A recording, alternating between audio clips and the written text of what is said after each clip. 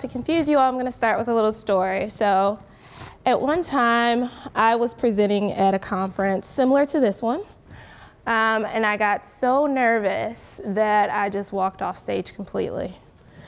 And the best part was that my presentation was about personal brand. So now people remember me for being that one speaker who left the stage, because she did not know how to talk about personal brand, but at the same time, she just ruined her personal brand. And I say that to say there's always an opportunity to rebuild your personal brand when people don't think that you're capable. It takes a long time to build trust, but it takes a second to lose it. And especially as minorities and as millennials, when we enter the workforce, people don't trust that we know what we're doing. You know, when we enter rooms with what we say adults, or we're in this adulting process, everyone kind of automatically assumes that they're young, or oh, she's a woman, or oh, she's African American, or oh, she's East Asian, oh, she may or may not know what she's doing. And that's all based on, most times, unconscious biases, things that people have grown to know over the course of their lifetime, based on stereotypes and culture that they've learned. All that helps us to decipher all this information that we get. Studies have shown that we receive about 11 million sources of information every day, from stimuli to color to textures to senses, all these things to make us kind of think and make decisions. However, we can only process so much at any given time. And as we process these, we kind of compartmentalize and we sort through things to kind of for our own survival. So if we see someone that may be threatening, we automatically make those assumptions to protect ourselves. So we're all biased in that regard for our survival, and bias can work to our advantage and can work against us sometimes too, as we build our personal brand and as we interact with other people who may be different from us. And so in going to understanding about diversity and inclusion, so I mentioned in being a minority and in being a millennial, diversity is here, diversity is present. Diversity makes a difference in how we interact with one another. And inclusion is the environments in which we interact with one another, and how supportive those environments are, and how those environments really cultivate conversations, and how do we build our networks based on being intentional about inclusion. Because diversity is present, but inclusion has to be created. We have to include different people in our networks, and we have to include people who are like us in our networks to help us navigate this world, especially as students and especially as you enter the workforce. And diversity encompasses so many different puzzle pieces that make up us as individuals. It's our race, it's our language we use, it's our socioeconomic status, it's our gender, it's our faith, it's our physical abilities, our sexual orientation. All these things make us multifaceted individuals just trying to navigate this world and build a brand. And at the center of that is personality, because we're just people at the end of the day. We're people who may not like something, we're people who are biased, and all of these things make up us as individuals, and that's okay. And so in understanding difference as you enter the workforce, and understanding how different groups will interact with one another because of this difference, it really does help to create a strong personal brand for you. And it really allows us to communicate more effectively with people who are different, especially with the multiple generations in the workforce, and especially as we are different going into the workforce. And it helps us to build better and stronger relationships with people when we know, what these people are carrying with them, that we know and can understand the differences that we see and the differences that we do not see for individuals. And when we think about personal brand, it's what those people say about us when we're not in the room. When I left the room in that conference, when I ran off stage, I can only imagine what was said about me.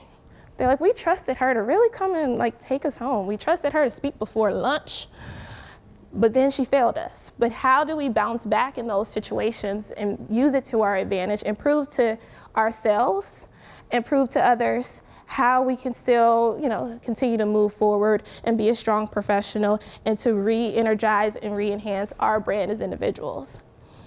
And so when we think about businesses, we are businesses. That's what branding is.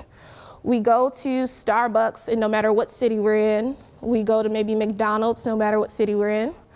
When I was talking about this with my mom, trying to give her kind of an overview of what my presentation was, she's like, that makes sense. Like all mothers, they think that everything we do makes sense. And she says, when I was in Japan, I was so excited when they opened a Burger King. I said, what? You were in Japan and you were excited about a Burger King? She's like, I'd been living there for 6 months, you know, being integrated into the culture, enjoying the native foods. But when that Burger King opened, I was there for breakfast, lunch, and dinner. And that was because she understood Burger King's brand. She understood the type of burger she would get. She understood what the fries would taste like, because Burger King had been consistent in delivering that to her, both in America and both in Japan.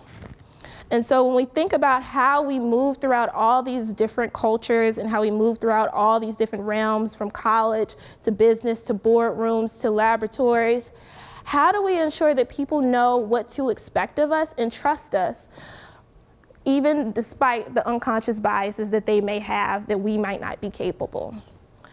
And one of my favorite quotes is by one of my favorite rappers, Jay-Z. And just to, you know, always remember in those situations that yes, I'm a professional, but I'm not a businessman, because I am a businessman. And that's how we have to keep that in mind as we're building ourselves and building our careers. Because brand is what you do and what you say, and those consistent behaviors, and how people feel, and what you project. And that all of that integrated again is who you are, who you project, and what people are saying about you when you leave the room, and how do you cultivate those conversations to your benefit. And that's how we control and acknowledge the perception that we have of both us and the world around us. With perception being the ability to see, hear, or become aware of something through the senses. So I mentioned all those pieces of information we're receiving every day, from textures to colors to smells to tastes.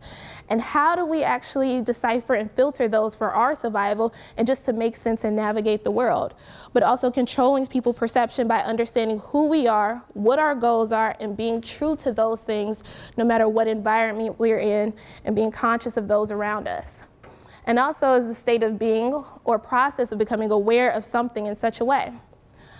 And so when we think about when we're receiving all these sources of information and we're making these default decisions, so when my mom is, you know, living it up in Japan and she's going to Burger King, she's not thinking like, maybe I should stop eating Burger King, maybe it's not healthy.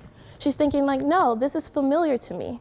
So her unconscious bias is really driving her decision making without her being mindful or aware of it. So how do we challenge that for ourselves as we're making those assumptions based on the diversity around us and all the sources of information that we're making every day? Because we may perceive ourselves one way and weigh our thoughts and actions another way, but others may weigh those differently. So that's where mindfulness comes in, because again, we're sorting through all this information. We often have blind spots. Those blind spots, we may think we're going the right way, but we're going the completely wrong way. And then that ties into the unconscious bias, because we're so used to thinking that our brain is right, because our brains have this funny way of wanting to be right all the time. And we're more likely to make repeated decisions than new decisions. And it's easier for us to rationalize our kind of default or bad decisions than to be rational about new decisions, because of those unconscious bias of things that we've learned in how we navigate the world and create our brand and understand the people around us. And it's like, how can I address these biases that I don't know that I even have? How do I know that it's bad for me to like black shoes versus brown shoes? It's just is what I like. Why is that bad? And it's not bad. It's about just being conscious and being mindful and being present. So being present is understanding why you think something is good or bad based on the present, and not on any preconceived notions and not on any unconscious biases. So not worrying about your past experience with maybe Burger King and not worrying about what you anticipate in the future, but understanding and staying within the moment. And that really applies to how we as individuals kind of portray ourselves and interact with others at the same time. And in filtering all that information, that's where mindfulness comes in, and that's how it works to your benefit. Because we live in a society where we're so focused on understanding our experiences and planning for the future, especially as college students, that we often forget what it is today that we need to focus on, and who we are today, and what are our goals, and who do we want to project and interact based on all the diversity and creating an inclusive environment. And all these puzzle pieces and understandings together help you to drive a personal brand. and help you to become the ultimate professional, and hopefully one that can bounce back after you run off of stage no matter where you are, or maybe leave a meeting because you're uncomfortable, or maybe because you're interacting with someone different from you, so you freak out and say something wrong that might be offensive, but it's okay. Acknowledge your difference of others, and that's how you can, in turn, be like the McDonald's or the Burger King in Japan. The people will still go to you and trust you no matter where you are and no matter what environment you're in. Thank you.